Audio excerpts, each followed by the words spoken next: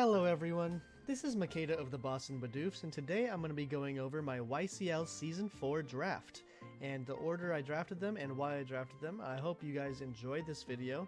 But first, let me preface this by saying I am sick again, and every time I end up making a video at the beginning of a draft season, I am sick. So hopefully the allergies and stuff don't get distracting or I don't sound too stuffy, but it is what it is. So let's get started. So actually this season was a little different from last season, which had 20 picks. It was split into 2 drafts of 12, and instead of 20th I got third this time. I was third pick, which was very good because I was able to pick up something that I didn't ever draft before, never had a chance to, because I'm usually at the bottom of the draft order. But yeah, my first pick ended up being Mew, and the reason why Mew is great is because Mew is versatile, and that is my favorite thing in a draft league, is drafting Pokemon that are extremely versatile and can be surprising to each of your opponents every week, so they don't really know what to expect. And that is literally Mew's only job. It gets every single TMable or tutorable move in the game. So it's just honestly just such a unique Pokemon, such a powerful Pokemon, that I think that there is pretty much no downside to drafting Mew. And I was really excited to use it, so I'm glad I was able to pick it up first. So second, I wanted to pair it with a very strong fairy type. My second pick was going to be Clefable, but obviously it didn't make it all the way down to 21st pick, so instead of Clefable, I went with Landorus T. And the reason I went with Lando T, even though it's not a fairy type, is because it is a ground and a flying type, two very important types in Draft League.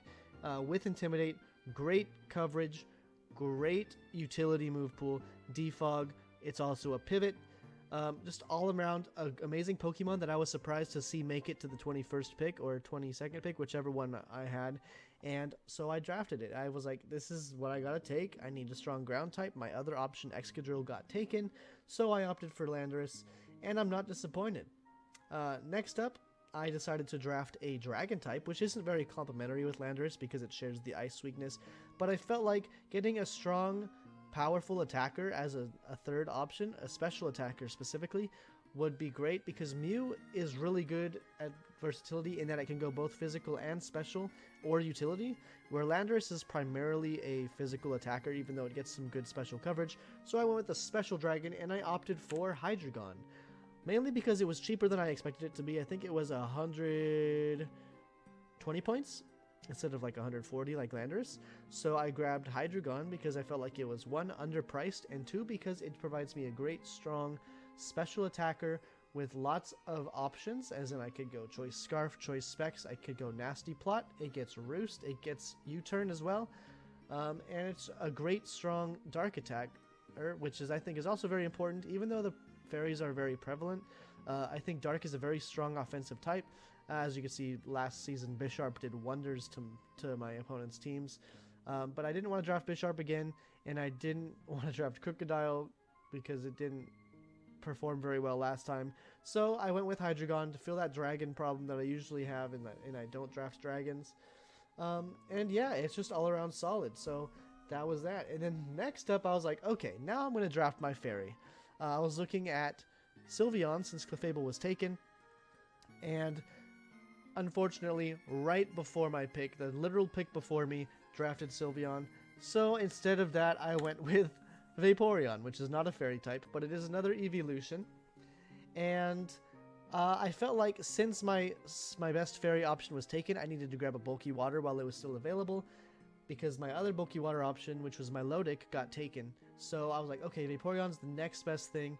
It gets Wish support, it gets Scald, which I learned last season is very important to have because my water type, which was Rotom Wash, does not get Scald. So this gives me 2 Scalders to go with Mew, and it's just so bulky that I feel like it was a very good pick for me. Not having a dual weakness is great, meaning even if it gets hit by a grass or a electric attack, it's not going to die in one hit because of how bulky it is. And it's just a great Wish Passer, which I think is great because it gets Flip Turn. So it's another pivot to go with my other 3, and it's just a solid mon that I've been willing to use. So I'm really glad I grabbed this. And then now I decided, okay, now I have to grab my fairy. What is available? and I opted with Wheezing Galar. And the reason I went with Wheezing is because, one, it gives me a poison type, which I usually struggle to draft because I like poison types like Salazzle and all that stuff, but I usually opt for other options that pair with their dual typings, such as, like, I was going to draft Arcanine or a Darmanitan, but I opted for something, as you'll see later, because I wanted to spend more points on these higher tiers. So I grabbed Wheezing Galar. It's a good defogger. It gives me another black sludge wielder, which is great because we're item claws. It gives me levitate and neutralizing gas to nullify enemies' abilities if I think they're going to be threatening. But it also gives me misty terrain, which isn't usually useful on Wheezing, but it is an option, and I like to have that versatility, like I said. So yeah, this is a great fairy option. Gives me a poison type as well, and I think it's bulky enough to counteract the Vaporeon in that it is physically defensive while Vaporeon is typically special. So it's a great wall as well to fill in that gap. Next up, I needed a steel type. I should have grafted a steel sooner, but Excadrill was my primary option and it got taken. So I opted for Lucario. And the reason I went with Lucario instead of Cobalion, even because they share the same type, is because, one, I needed priority. If you look, the only thing with priority that I have is Mew with Sucker Punch and Fake Out, and I didn't want that to be my main source of priority, so I went with Lucario because it gets Extreme Speed, it gets Bullet Punch, and it gets Vacuum Wave, so I can go mixed depending on what type of priority I want to take. It provides me great Steel Stab to deal with those fairies, even though it's neutral because of its fighting type, and it gives me a strong fighting type stab, which I typically lack as well because, I mean, it's really hard for me to fit fighting types onto my team. So I was happy with this. I picked it over Cobalion because even though Cobalion gets pivoting as well, like with the rest of my team, it doesn't have the priority that I felt like I needed.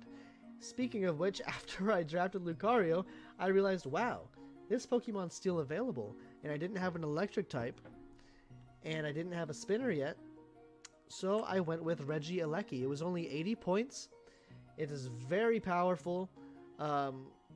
Electric stab, its only weakness being ground, and its coverage isn't great, but it's another pivot. It means I don't have to run a Scarf if I have it because it's base 200 speed. It gets rapid spin. It's just solid. It even gets extreme speed as well, so it could have been my priority user, but even though it's primarily a special attacker. So I did opt for Regieleki here because I felt like it was a very valuable pick and it fit my team at this point. And it has a ground weakness, which you can see is very important for my Landorus Hydreigon combo because they counteract that. So it shares ground with Lucario and Weezing, but they all have their own ways to deal with that. So I was happy with this pick, even though it overlapped weaknesses because of those other factors. And I'm excited to use it because I haven't used it yet since its release. Now I was getting towards my bottom tier, and I was like, okay, I really need a fire type. Fire is a very important offensive typing, and honestly, there wasn't many good options left. I considered Colossal to give me that rock and that bulkiness as well, but it got picked up, and I'm kind of glad it did because I opted with Charizard. Whoops. So I went with Charizard. My other considerations were Darmanitan and Arcanine, and I would have taken those if I didn't opt to go for Regieleki. It was kind of like that mitigating factor. Like, do I go Regieleki or do I get these fire types?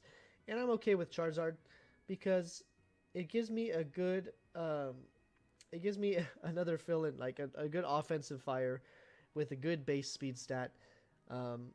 Another defogger. It gives me something that I can run boots on because I can run boots on a couple of my things, but it's going to be mostly important on Charizard, and it's not necessary on anything else on my team. So it gives me like a dedicated item slot, like Weezing with Black Sludge and some other things that I didn't necessarily have before. So that's good, especially with an item clause league. It gives me good ways to deal with those grass types like Rillaboom and stuff because it's 4 times resistance. And yeah, I was just excited to use Charizard because I haven't used it yet. Not the ideal fire type, but I think it's solid. It is definitely not as hyped up as people make it seem, but I am excited to use it. So we'll see how that works out. And next up, we're getting towards my lower tiers. I had, I believe, 80 points left, which means I could draft a 40 and two 20s. And if you can look at my team and tell me what type I'm missing, you'll probably see that I am missing a grass type. And so what I decided to do is fill out that water fire grass core with a grass type, and I chose Eldegoss. Eldegoss is pretty good for a low tier pick because even though it's not that powerful, it gets 3 good abilities in Cotton Down and Regenerator and Effect Spore. I think it's Effect Spore. Maybe it's just 2 good abilities. But regardless, gives me a grass type, gives me a spinner, gives me a way to debuff speedy Pokemon that I've set up. And honestly, it has just good utility overall. I don't anticipate me bringing this every week, but it's definitely a solid option, and it's very bulky, defensively bulky, if I need an alternative to Weezing, or just need to throw it in there for some strong water-type attackers. So I'm excited to use this. Don't necessarily think it's that great overall, but I do think it's going to come in handy in a certain matchup. And next up, I decided to go for a tier 20 that I felt like it's kind of a sleeper. I feel like it's not great, but as a low tier mon, it's definitely a solid pick. And I don't have a normal type yet.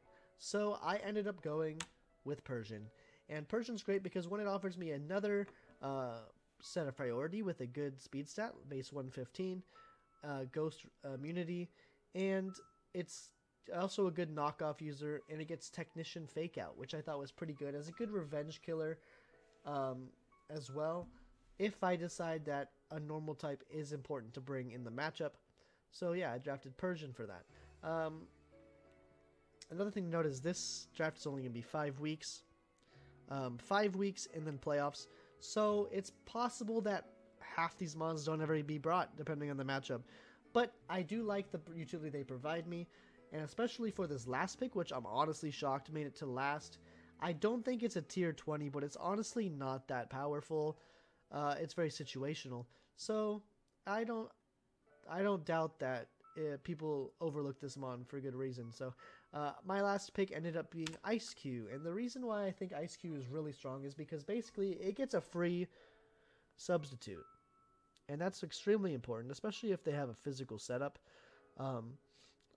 maybe like a physical dragon or even like a ground type, because a free setup means that Ice Q can just take advantage of that and kill it or belly drum itself. So it has the potential to sweep once you set up that belly drum. Once his head gets broken, his ice face gets broken by your opponent's physical moves, it's a great counter it, because it has base 130 speed after taking that physical hit, which is not something to sleep on. 130 base speed, faster than Cinderace. Are you going to want to fight a Cinderace's Ice Q? Not a chance. But it can at least dish some damage back after belly drum. So I'm excited to see if I can make Ice Q work. It's very ugly, and I hate its design. But you know what? For a tier 20, I feel like it is an extremely valuable pick. So that's my team. Let me know what you think about it in the comments. And maybe give me some moveset suggestions that you might want to see. Because I'm excited to be versatile this season and not copy-paste a lot of things. So yeah, thank you for watching, and wish me luck.